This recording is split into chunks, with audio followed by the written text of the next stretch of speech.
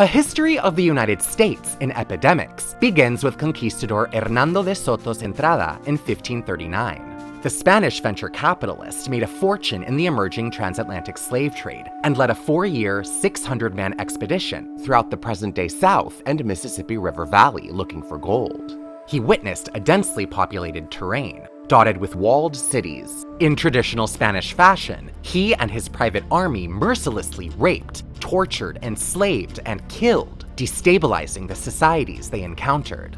De Soto died of a fever before finding any gold, and the expedition collapsed. The most enduring impact of this journey, however, was the introduction of 200 pigs with no natural predators to the continent.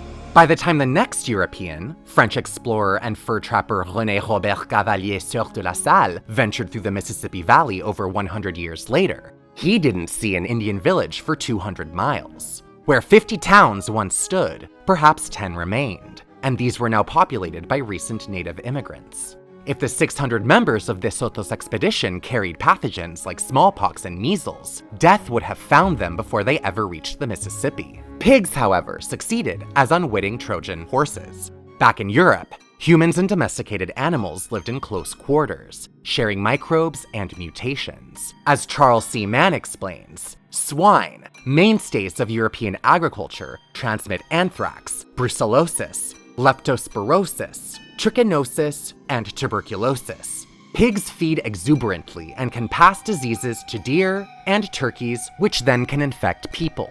Archaeological evidence, such as the increase in mass graves between De Soto and La Salle's respective trips, reveals rapid catastrophic population declines in the American Southeast. Up to 96% of the Caddoan population died in present-day Texas and Arkansas. Anthropologist Russell Thornton believes that these waves of illness that preceded permanent European settlement fed into the idea of all Native Americans as nomadic hunters, because traveling bands were all that remained of disintegrated urban societies. Another entrada, led by a young nobleman Francisco Vázquez de Coronado in 1549, ultimately resulted in the Spanish settlement of Pueblo Indian lands, an encroachment that led to the First American Revolution.